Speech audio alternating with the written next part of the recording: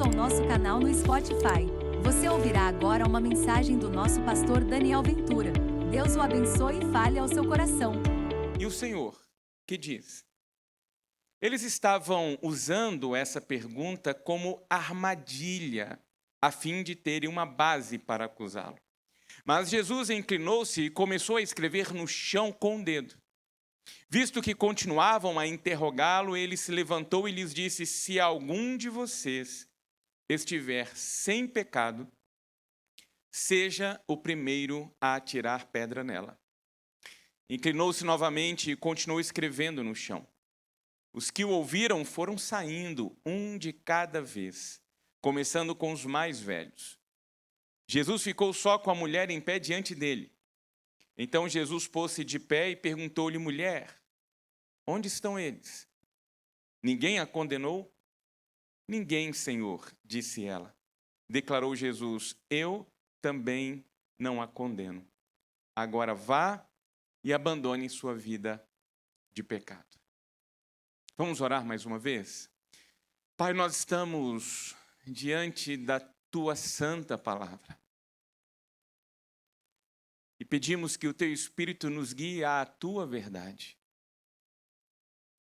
Fale conosco, com cada um de nós e a todos nós. Em nome de Jesus. Amém. Quem é o Deus a quem servimos? O texto nos ajuda a responder essa pergunta. E poderíamos sintetizar esse trecho do Evangelho de João, dizendo que o Deus a quem servimos é um Deus que perdoa. O Deus a quem servimos não é um ser implacável, que tem prazer em condenar o transgressor. Como alguns imaginam, aquele velho, mal-humorado, de barba branca, atrás de uma árvore, com uma prancheta na mão, pronto para nos pegar em flagrante e então aplicar o seu juízo sobre as nossas vidas. O Deus a quem servimos não é um Deus que destrói vidas já destruídas. O Deus a quem servimos não é um Deus que amaldiçoa. Hoje pela manhã, inclusive, quando falávamos sobre os ensinos de Jesus Cristo a respeito do dinheiro, nós tratamos sobre isso. E você que deseja acompanhar a série da manhã, basta ir lá no nosso canal no Spotify, Casa Viva, Mensagens para a Vida, e você terá a oportunidade de acompanhar as mensagens que são proferidas aqui. E o que temos aprendido, e de forma evidente e clara, na reflexão desta noite, nas palavras aqui de João, na narrativa dele, é que o Deus a quem servimos é um Deus de perdão. Mas quando a gente vai para o contexto, para o momento social, histórico em que esse episódio acontece, e nós não podemos tirar o texto do seu contexto e usar como pretexto, nós vamos perceber que os mestres da lei não estavam errados em seus comentários. Por quê? Porque, de fato, a lei de Moisés condenava à morte os adúlteros. A lei era clara, pena de morte para quem for pego em flagrante adultério. E eu trago aqui dois textos que validam isso, que são fragmentos da lei. O primeiro está em Levítico 20:10, que diz: se um homem cometer adultério com a mulher de outro homem, com a mulher do seu próximo, tanto o adúltero quanto a adúltera terão que ser executados. Lá em Deuteronômio 22:22 é dito que se um homem for surpreendido deitado com a mulher de outro, os dois terão que morrer, o homem e a mulher com quem se deitou. E a razão está posta: eliminem o mal do meio de Israel. A lei é clara. O adultério é pecado grave, punível com morte. Só que em meio a esse contexto vem Jesus. E Jesus aparece trazendo agora um ensino, uma revelação a respeito de Deus. Dizendo, olha, o Deus da lei é um Deus perdoador.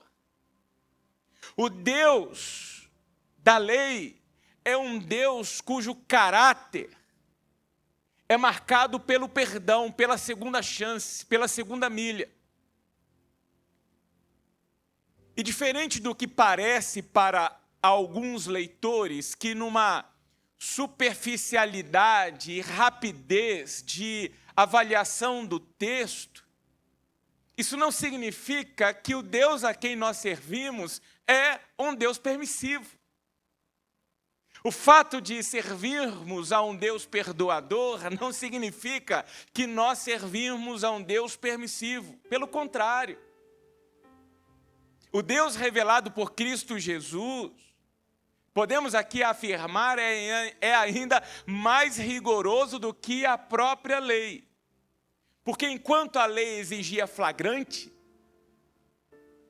Jesus Cristo revela que o pecado, na verdade, começa não no ato, mas na intenção.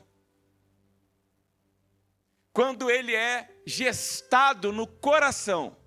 Veja o que nos diz Mateus 5:28. Qualquer que olhar para uma mulher e desejá-la, sem tocá-la, sem se deitar com ela, ele já cometeu adultério com ela no coração.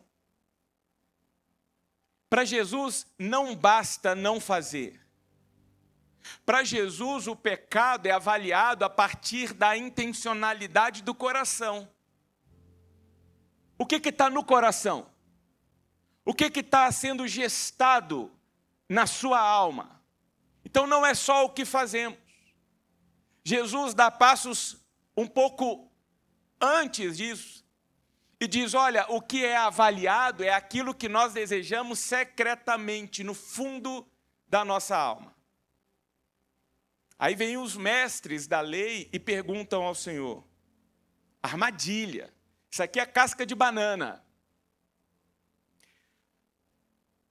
Senhor, a lei, ela mandava apedrejar.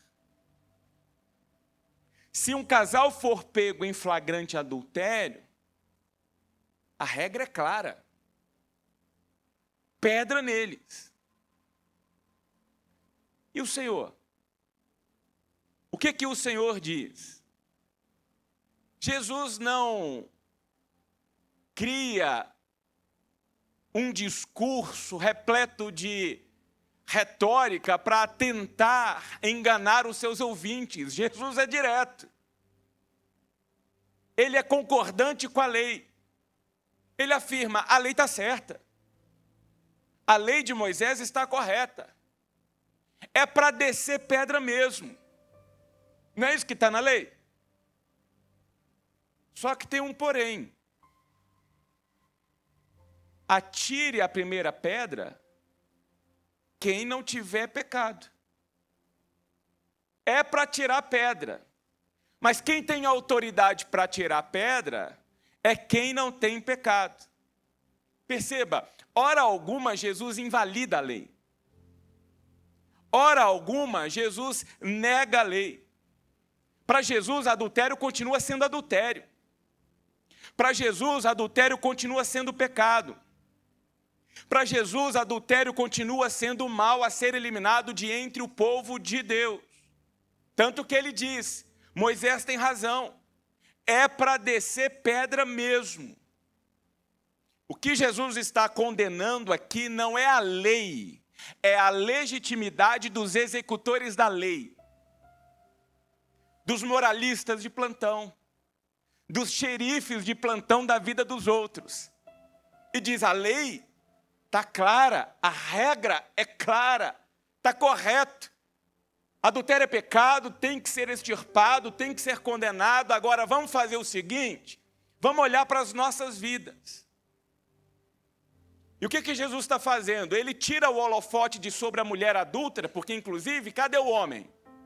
Porque a lei dizia o seguinte, tanto o homem quanto a mulher devem ser levados para a punição. Cadê o homem? Só a mulher fora levada.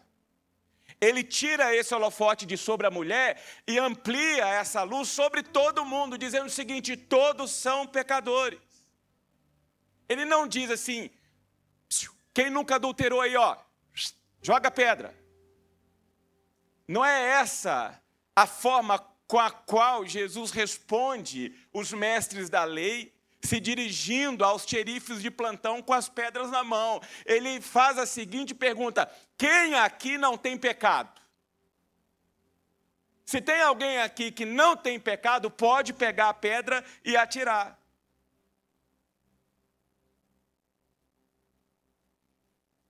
Nós não sabemos, as escrituras não dizem isso. O que as escrituras contam é que Jesus, enquanto é indagado, e há uma circunferência formada por xerifes de plantão, e ao centro uma mulher pega em flagrante adultério, ele se curva e começa a escrever no chão. O que Jesus escreveu, ninguém sabe.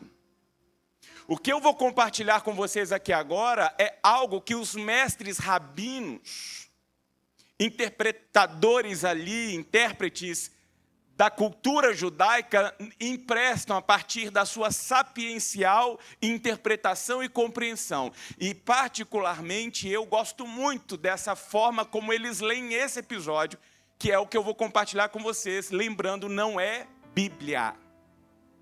Eu não estou aqui entregando palavra revelada de Deus. Digo eu, somente eu, não Deus, tá bom? Mas o que os rabinos dizem? Que naquele momento em que Jesus se curva e começa a escrever ao chão, ele olha para o Wesley, que está com a pedra na mão, e escreve na areia o pecado do Wesley.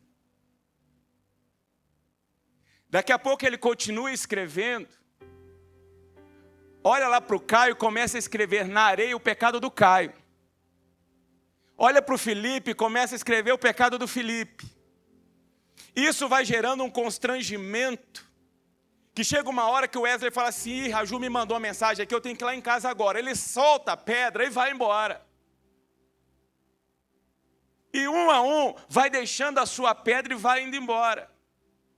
E o que Jesus vai revelando de forma incômoda, à medida em que ele vai escrevendo na areia? Todo mundo que está aqui é pecador. Não há um justo, um sequer. É como se Jesus estivesse dizendo o seguinte: olha, todos pecam. Então não tem ninguém aqui com legitimidade para pegar uma pedra na mão e lançar sobre essa mulher. E mais do que isso, o que Jesus está ensinando é o seguinte: se nós formos tratar pecado na base da pedrada, nós vamos apedrejar todo mundo. E o último que sobrar vai ter que se auto-apedrejar, porque ele também é pecador. É isso que Jesus está mostrando aqui. O problema é que depois deste discurso incômodo de Cristo Jesus, sabe o que nós fizemos enquanto humanidade? Nós largamos as nossas pedras, fomos para as nossas casas e vestimos máscaras. Começamos a criar uma piedade de aparência. Começamos a vender, historicamente, a imagem de uma espiritualidade estética. Um linguajar do tipo, aleluia, glória a Deus, amém. A roupa de ver Deus, o evangeliquez. Uma maneira tal que as pessoas simplesmente ao olharem para nós, contemplariam em nós determinadas posturas ou determinados aspectos que qualificariam-nos como, olha, aquela é uma mulher de Deus, olha, aquele é um homem de Deus. E aí nós fomos criando personagens. A ponto de alguns, inclusive, olharem e dizer o seguinte: olha, existem pecadores, mas aquela ali não é pecadora não, olha, aquele ali não é pecador não. Se tem pecado é quase assim, insignificante.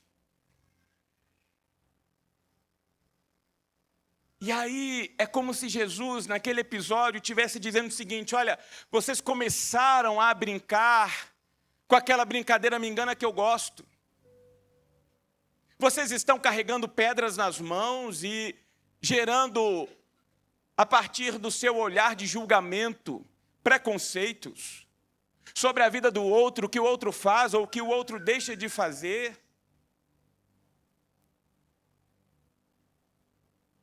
E o que Jesus está mostrando aqui para nós é que essa conduta e essa postura não vai gerar um resultado positivo para ninguém. E aí eu fico imaginando, nesse contexto de reflexão sobre essa narrativa bíblica, alguém ouvindo Jesus com o seu discurso, chegar para Jesus e falar assim: Jesus, ok, beleza, mas qual é a alternativa então? O que a gente faz? E a resposta de Jesus seria: perdoe. Porque o que Jesus está mostrando aqui é que os relacionamentos devem ser construídos sobre o perdão. Os relacionamentos não podem ser construídos sobre acusações. E quando nós somos perdoados, quando nós somos alcançados pela graça de Deus, essa graça imerecida, que nos alcança a todos a despeito das nossas enfermidades emocionais, espirituais.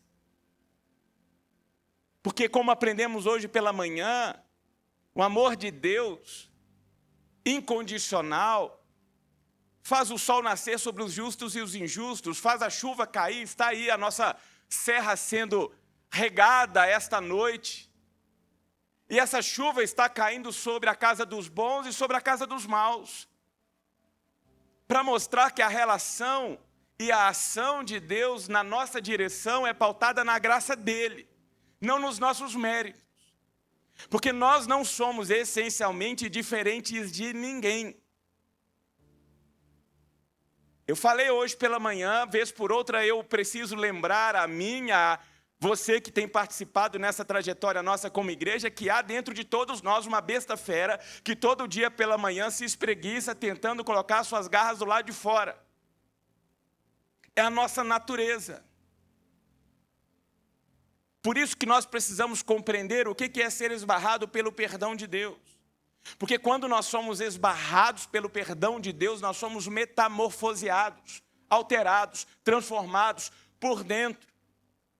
Nós vamos caminhando pela vida, ouvindo o ecoar da voz do Espírito Santo de Deus no nosso coração, dizendo o seguinte: olha, eu não te condeno, eu te perdoo. Vá, continue vivendo a sua vida, mas olha, abandone essa prática de pecado, isso não faz bem para você. Isso te machuca, isso te fere, isso machuca o seu casamento, isso fere a sua família, isso impede você de usufruir daquilo que eu tenho de melhor para você. Não há como eu me relacionar com alguém que está embrenhado no pecado. É o Espírito Santo de Deus falando conosco todo dia, o dia todo. Lembra lá do desenho do Pica-Pau? Gente, aquilo é teologia pura. Estava lá o Pica-Pau quando de repente aparecia do lado direito dele um anjinho e do lado esquerdo dele o quê? O diabinho. Essa representação figurativa, icônica, do espírito e da carne. E você sabe que, vez por outra, esse diabinho vem sussurrar, mas ao mesmo tempo há a palavra de Deus que nos incomoda e nos lembra: olha, você tem certeza de que você fará isso? Você tem certeza de que você vai tocar nisso? Você tem certeza de que você vai ver isso? Você tem certeza de que você vai trocar a minha relação, a nossa caminhada conjunta por conta disso daí? Isso é consequência de um Deus que nos ama. Isso é consequência de um Deus que na sua natureza é perdoador.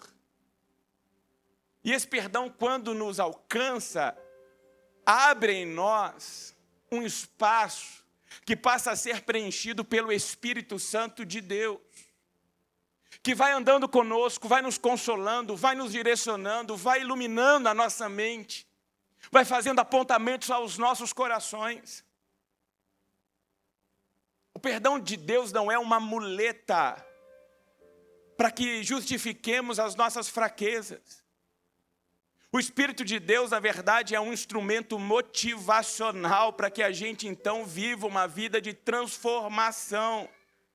O Espírito de Deus que faz recair sobre nós a despeito das nossas falhas, as nossas pecaminosidades. O perdão de Deus é um estímulo para que a gente lute contra o pecado todos os dias.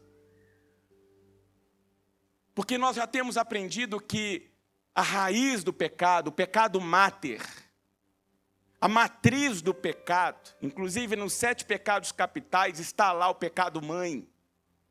É o orgulho, a autossuficiência, a arrogância, que fez com que aquele primeiro casal olhasse para Deus e dissesse o seguinte: olha, eu vou viver sem o Senhor. Não tem como viver sem a fonte da vida. Não tem como nós usufruirmos de uma vida plena, repleta de significado, de sentido. Em meio a esse caos que nós vivemos no meio da desordem, da injustiça, da desigualdade, da corrupção, da maldade nua e crua que vez por outra se escancara diante de nós. A única forma de nós atravessarmos essa existência com o nosso coração protegido, com a nossa alma protegida, é de mãos dadas com Deus, com o Espírito dele em nós. Lembrando do perdão que nos alcançou e estendendo esse perdão a quem caminha conosco. Porque o que Jesus está mostrando aqui para nós é que pecado mata mais do que apedrejamento. O pecado fere mais, gera muito mais dano do que uma pedrada. Porque o pecado nos destrói por dentro, nos desconfigura. O pecado nos convida à hipocrisia, o pecado nos convida à falsidade, o pecado nos convida a viver uma vida de mentira, levando-nos a ser aquilo que nós não somos, tentando ser aquilo que nós não somos. Isso está tão sutil no nosso meio, na nossa rotina, que por conta, inclusive, dessa onda midiática de redes sociais, de uma vida instagramável, nós estamos criando avatares, personagens a respeito de nós mesmos que sequer existem. São vidas performáticas, criadas e reconfiguradas a partir de filtros de aplicativos, que escondem o que somos, escondem o que vivemos, escondem o que passamos na realidade da vida. Famílias de mãos dadas, abraçadas ao redor da mesa para uma selfie, mas que não conversam mais. Cônjuges que não se suportam mais. Filhos que não respeitam mais seus pais. Irmãos que não convivem mais uns com os outros. Mas para manter as aparências, para ganhar likes, para ganhar seguidores, nós vamos nessa caminhada de transfiguração, de mentiras, vendendo uma inverdade a respeito de nós mesmos. Por isso, a execução, ela foi ordenada e estabelecida lá na lei de Moisés, para que essa semente destrutiva do pecado fosse arrancada de entre nós. A proposta não era apedrejar, a proposta era lembrar o seguinte: olha, tem um mal que precisa ser atento, cuidado, vigiado o tempo todo, porque é destrutivo. E nós, como humanidade, precisamos de normas, de lei, de regras. Porque na hora em que isso é afrouxado, vem à tona quem de fato nós somos. Aqueles mais vividos vão se lembrar aí episódios narrados por matérias jornalísticas na nossa televisão brasileira, de estados quando as forças armadas lá da polícia decidiram fazer uma greve, paralisar. O que fomos capazes de fazer? Tira a regra do trânsito para ver, tira a vigilância, tira a punição, tira a lei para ver onde nós vamos parar. Porque isso é o que de fato nós somos. A lei existe para regular, para ordenar aquilo que, se não for cuidado, vai viver em desordem. Por isso está lá a lei. Mas Jesus vem E como fez hoje pela manhã conosco, ressignificando o nosso olhar e fazendo com que a nossa mente e o nosso coração se amplie para que compreendamos adequadamente qual é o sentido da palavra de Deus. Ele diz o seguinte: olha, se vocês continuarem vivendo a vida de vocês com essa perspectiva de ficar focando em arrancar sementes ruins, cuidado, porque vocês vão acabar destruindo o jardim todo. Lembra do joio e do trigo?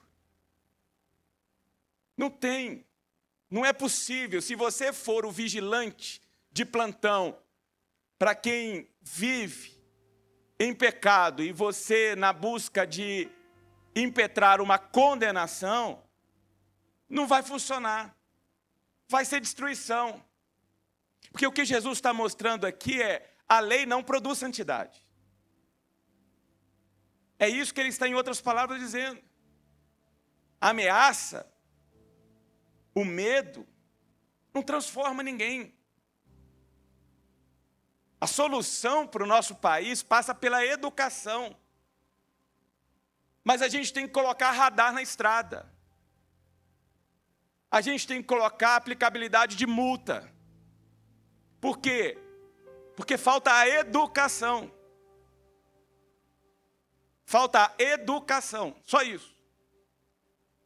Eu lembro que um amigo estava no Japão, aí saiu do metrô com o restante do grupo, o metrô fechou a porta, saiu, aí uma brasileira gritou para o grupo: esqueci minha bolsa ficou no metrô. E aí a guia japonesa olhou e falou assim: calma senhora, metrô volta. E você não está entendendo, minha bolsa ficou lá. Sim senhora, calma, metrô volta. Uma hora depois o metrô voltou. A bolsa estava lá, no mesmo lugar. Educação. A mudança, ela tem que acontecer de dentro para fora. A lei não produz isso.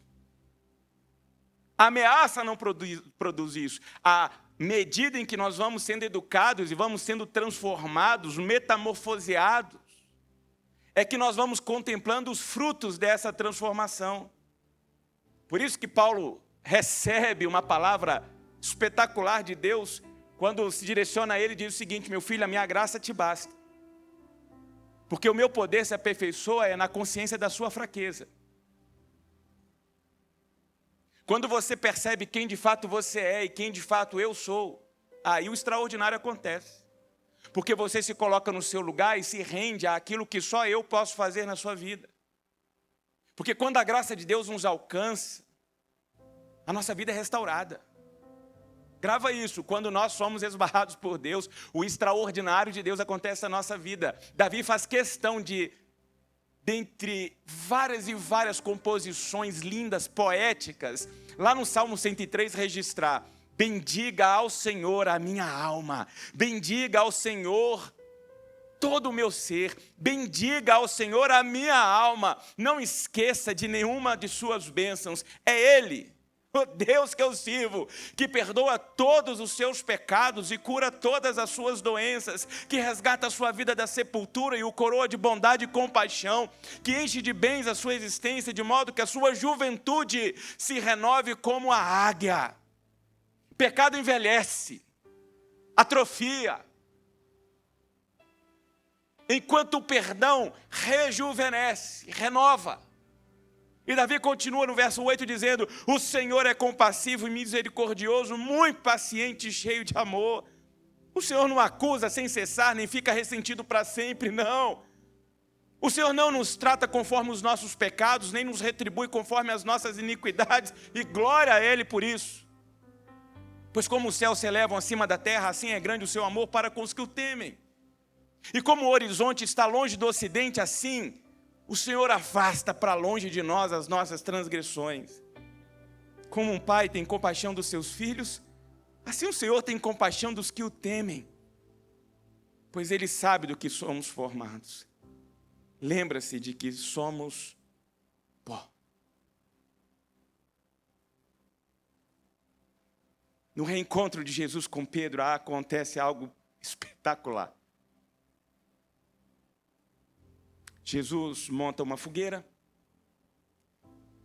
Na minha leitura pessoal, para ressignificar na mente de Pedro a imagem que havia sido alocada no seu coração momentos antes, quando ele, Pedro, o amigo que prometera não trair Jesus, diante de uma fogueira nega 3 vezes: eu não o conheço, nunca ouvi falar. Vocês estão equivocados.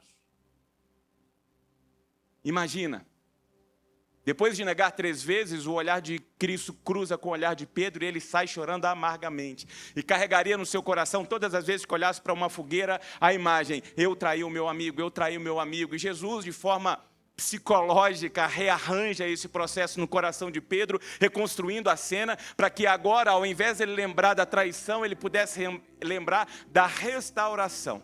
Estão lá juntos.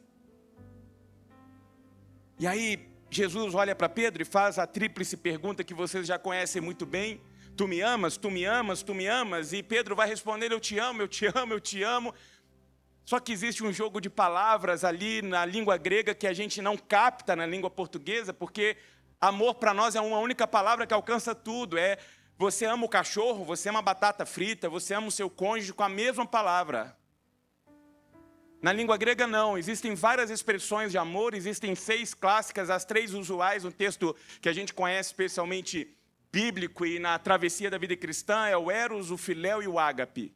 Eros é o amor erótico, é o amor paixão, é o amor que faz com que eu olhe e diga o seguinte: é meu, é minha, eu quero para o meu consumo, para o meu prazer. Foi o olhar que vocês, cônjuges, desenvolveram um para com o outro no dia em que vocês viram um ao outro e disseram: olha, ele é meu, ela é minha. E aí vocês entram nessa relação com eros. Alguma coisa física atraiu. E aí vocês vão nutrindo a caminhada até que vocês saem do eros e vão para o filéu, que é o amor fraterno, que é o amor que quer o bem comum. Enquanto o eros eu quero para mim, agora o filéu tem que dar certo para nós dois.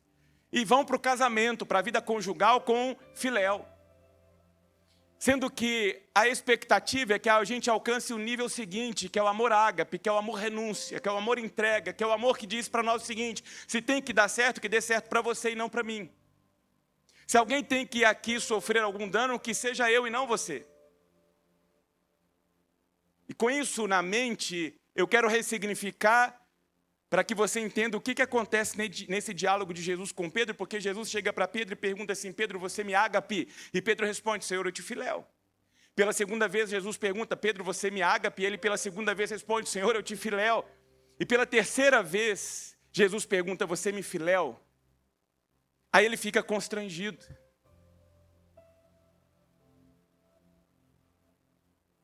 Porque ele diz: Senhor, eu te filéu coisa nenhuma. O senhor sabe que eu te filéu coisa nenhuma. Eu não estava preocupado conosco, eu estava preocupado comigo.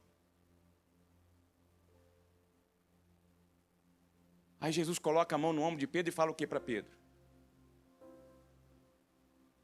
Seu imprestável, sem vergonha. Não conseguiu, né? Prometeu e não conseguiu, né? Aqui, ó, prometeu e não conseguiu. Foi isso que Jesus fez com Pedro? Jesus coloca a mão no ombro de Pedro e fala assim: meu filho, só você não sabia disso.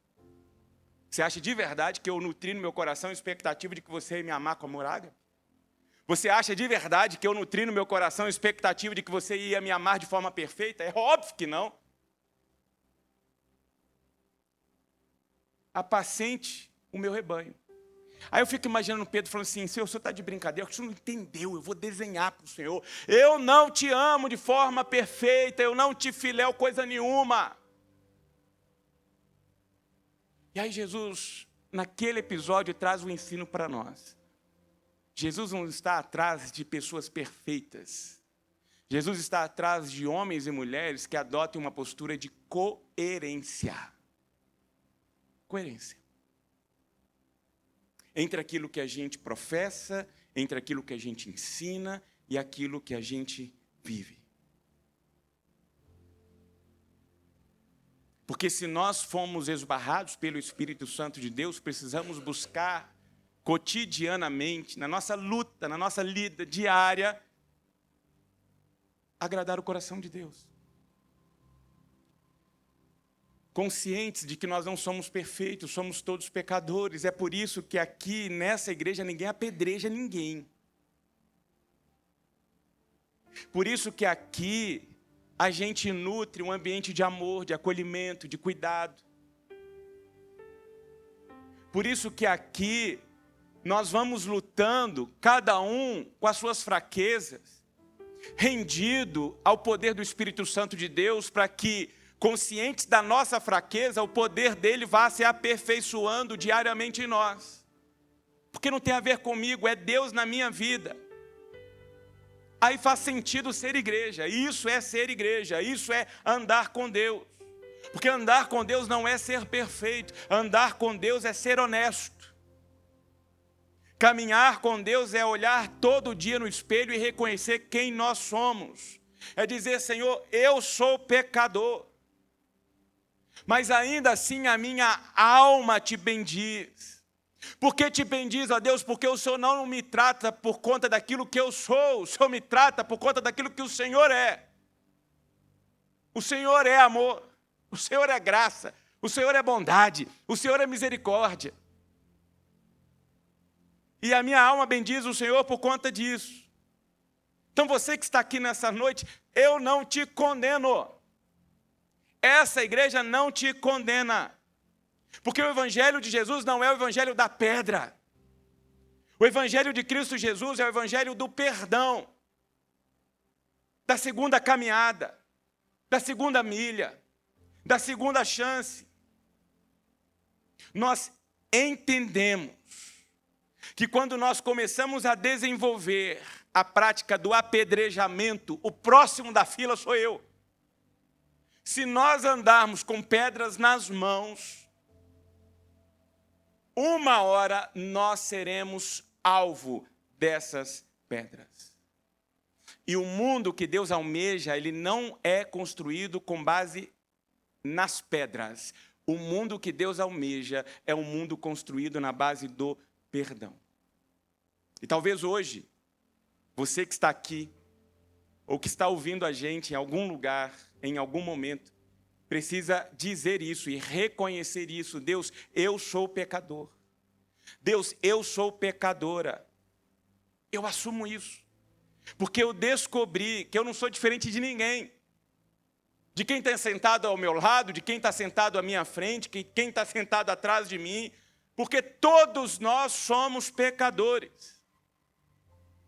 Mas junto com isso eu descobri também que o Senhor, o Deus a quem eu sirvo, o único Deus vivo sobre tudo e todos, é um Deus que perdoa. É um Deus de amor, é um Deus de graça, é um Deus de misericórdia. Por isso, consciente de quem eu sou e consciente de quem o Senhor é, eu declaro, ó Deus, me perdoe. Me alcance com a tua graça, que o teu Espírito me fortaleça, e eu não quero usar o teu perdão como justificativa para viver uma vida qualquer. Não, eu quero usar o teu perdão para viver um estilo de vida que agrade o teu coração. É isso.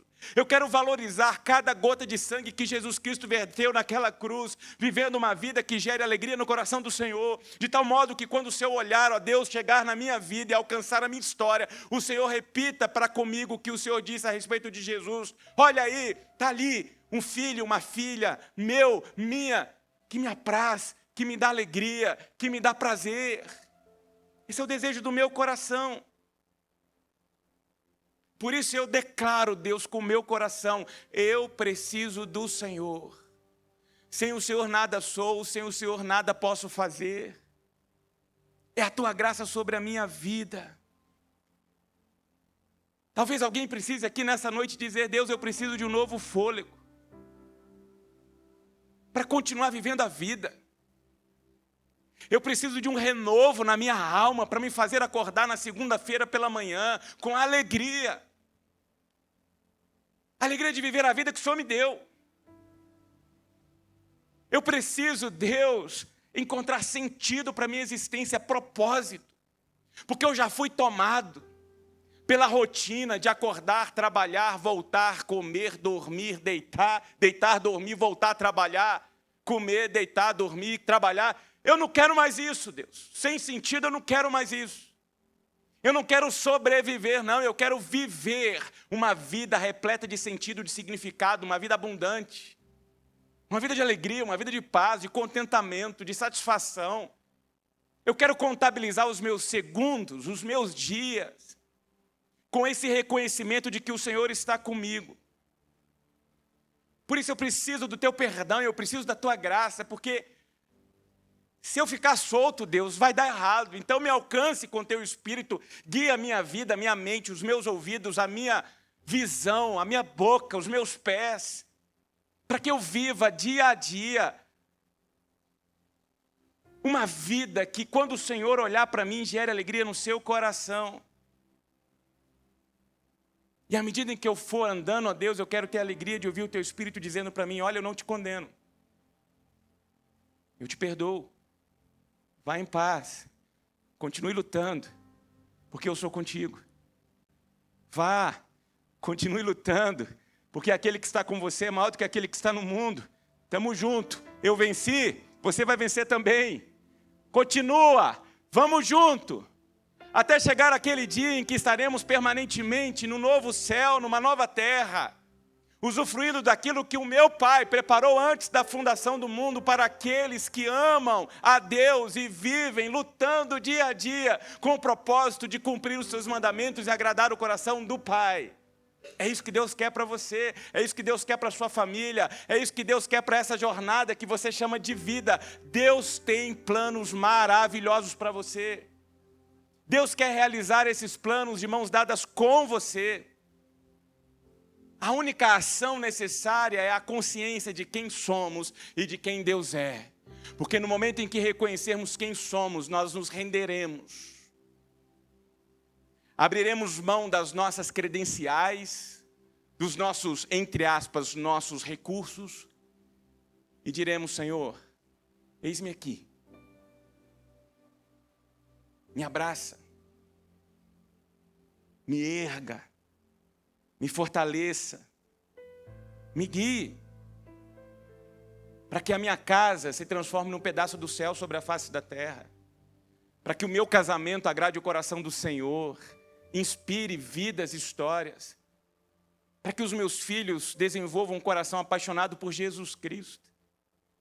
E perceba que aquilo que de fato vale a pena na vida e que de fato a gente precisa, dinheiro não compra, a gente não pega. Não pega. E isso só Deus pode dar. Só Deus pode dar a paz que você precisa, só Deus pode gerar no seu coração a alegria que você necessita, só Deus. Por isso eu queria orar com você e queria orar por você. Eu não sei como você chegou aqui, não sei quais lutas você tem enfrentado, não sei quais são os anseios e os desejos do seu coração, mas de uma coisa eu sei: Deus te ama e tem planos para você. Deus te ama e tem uma vida de significado, repleta de sentido para você. E o que Ele deseja nesse momento é que você seja honesto, honesta, só isso. Porque Deus já sabe quem você é. O que talvez precisemos é parar com uma postura de auto-engano.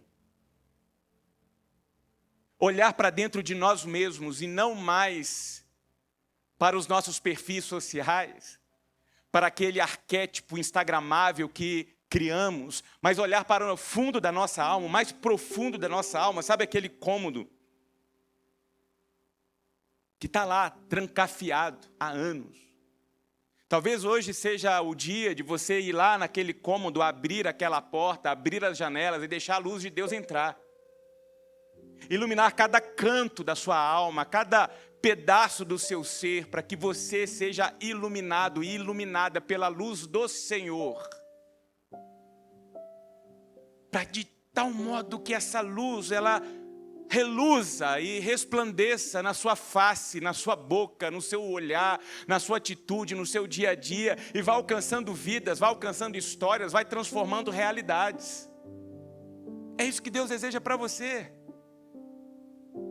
Você encontrar o real sentido da sua existência. Você não foi posto nesse mundo à toa. Você não é fruto do acaso. Deus fez você de forma singular. Você não é idêntico a mais ninguém dos 8,2 bilhões de pessoas na face da terra, fora os que já passaram e os que ainda hão de existir. Você é único porque você é obra-prima da criação de Deus. E você precisa descobrir por que Deus? Porque nessa imensidão da existência o Senhor me colocou aqui. Quando você encontrar isso, eu acredito veementemente, a sua vida vai tomar uma nova guinada. Porque você vai descobrir a razão para se colocar em pé toda manhã. E vai viver a sua vida com alegria, com gratidão, com contentamento, sabendo que aquele que me criou está fazendo se cumprir sobre a minha vida os seus bons propósitos. E aí não tem como reter a bênção, a companhia, a graça, o amor, o poder de Deus na sua vida. Mas talvez seja a hora da gente largar, da gente soltar, da gente se render, da gente se entregar verdadeiramente no colo de Deus e dizer assim: Deus, eu estou tentando reger a minha vida, eu estou tentando controlar as minhas coisas. E olha, eu chego no final do dia, chego no final da semana, chego no final do mês, chego no final do ano, e eu estou olhando para trás, eu estou vendo que eu estou naquela filosofia da cadeira de balanço, sabe? Eu estou me movimentando, mas quando eu percebo, eu não estou saindo do lugar. Deus, eu não quero mais isso. Eu quero andar nas veredas da justiça por amor ao teu nome. Eu quero subir até o alto do cume da montanha e lá encontrar o Senhor. E se necessário a vida me colocar lá no mais profundo abismo, eu não hei de temer mal algum, porque o Senhor estará lá comigo também. Eu quero simplesmente encontrar o Senhor e caminhar com o Senhor, de mãos dadas com o Senhor, qualquer que seja a realidade da vida. Porque o Senhor é suficiente para mim. E os planos e os propósitos que o Senhor tem para mim, para minha casa, para o meu casamento, para minha família, para a vida dos meus filhos, são lindos, maravilhosos, e é isso que eu desejo, Deus. E eu sei que isso o dinheiro não compra, isso a gente não pega, isso é graça do Senhor, é imerecido, é bênção dos céus. E eu quero abrir mão daquilo que está ocupando a minha mão nessa hora, colocar na tua presença e de mãos abertas agora e vazias, dizer: Senhor, eu estou aqui, pronto para receber o que o Senhor tem para mim. Pronto para viver o que o Senhor tem para mim. Então feche os seus olhos e aí onde você se encontra, responda a Deus aquilo que Deus falou com você. Porque eu tenho a convicção de que Deus falou algo ao seu coração. Eu não sei qual gesto você precisa fazer aí na sua alma. Talvez alguns precisem ir lá no de profundos da alma e abrir aquele porão e fazer com que a luz de Deus entre. Vá lá agora e diga assim: Senhor, eu quero ser iluminado, iluminada pelo Senhor. Eu quero que a tua luz me alcance todo o meu ser. Eu quero ser alcançado pelo teu perdão. Não há nada em você que não possa ser corrigido pela graça e pelo amor de Deus. Então, se tem algo aí que você precisa confessar, diga: Senhor, eu preciso ser honesto com o Senhor. Eu sou pecador, eu sou pecadora. E o que me qualifica como pecador e como pecadora é a minha fragilidade, a minha pequenez. É o pecado que habita em mim.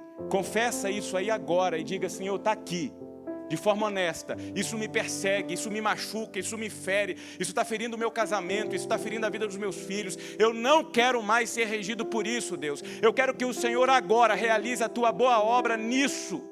Eu quero render isso ao Senhor, porque eu sei que o Senhor é maior do que isso. Eu quero ser alcançado pelo teu perdão. Eu quero ser alcançado pela tua cura. Eu quero sair daqui nesta noite, ó Deus, para viver o primeiro dia do resto da minha vida com o Senhor. Com o Senhor. Se esse é o desejo do seu coração, se você deseja isso verdadeiramente, eu quero orar com você e quero orar por você.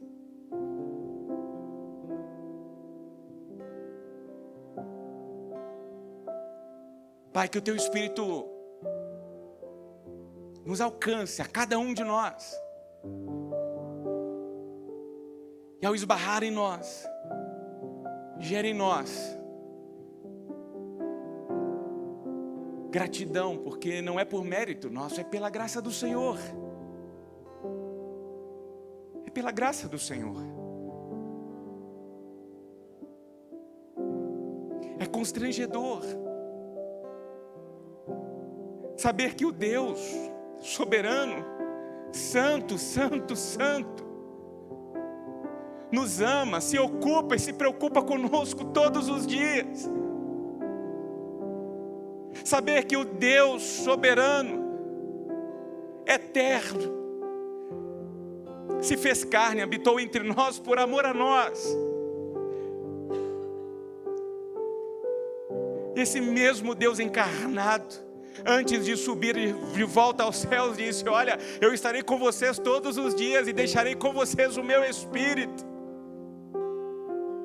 É bom, mas é constrangedor saber que apesar das nossas falhas, apesar da nossa pecaminosidade, o teu Espírito está com liberdade à nossa disposição, sussurrando ao nosso coração. Ó Deus, ajuda-nos a valorizar a presença do teu Espírito Santo em nós. Nós queremos honrar ao Senhor, nós queremos trazer alegria ao teu coração. Por isso, ó Deus, nos perdoe. Nos perdoe. Perdoe as nossas negligências, as nossas mentiras, a nossa carnalidade, o pecado que nos habita. Ajuda-nos, ó Deus, a olhar para a nossa pequenez e entender quem de fato somos. Nós viemos do pó, para o pó nós voltaremos. O que lhe dá sentido e valor à nossa vida não somos nós mesmos, nós somos vasos de barro. O que nos valoriza realmente é a presença do Senhor em nós. É o tesouro que nos habita, que nos valoriza. E ajuda-nos a honrar a presença do teu Espírito conosco. Por isso a gente aproveita esse momento de oração, de intercessão, de entrega, de consagração, para sermos honestos conosco e com o Senhor, dizendo ao Senhor no mais íntimo do nosso ser, abrindo os porões mais profundos da nossa alma para que a tua luz entre, nos ilumine, porque isso revela a nossa fraqueza, mas ao mesmo tempo isso oportuniza a manifestação do teu poder sobre nós. Por isso que em nome de Jesus o seu poder seja aperfeiçoado sobre cada vida, que corajosamente, de coração aberto, declarou o Senhor: Deus, eu sou pecador, mas a minha alma bendiz o Senhor, porque o Senhor não nos trata por conta daquilo que somos, mas o Senhor nos trata por conta daquilo que o Senhor é. E nos ajude a honrar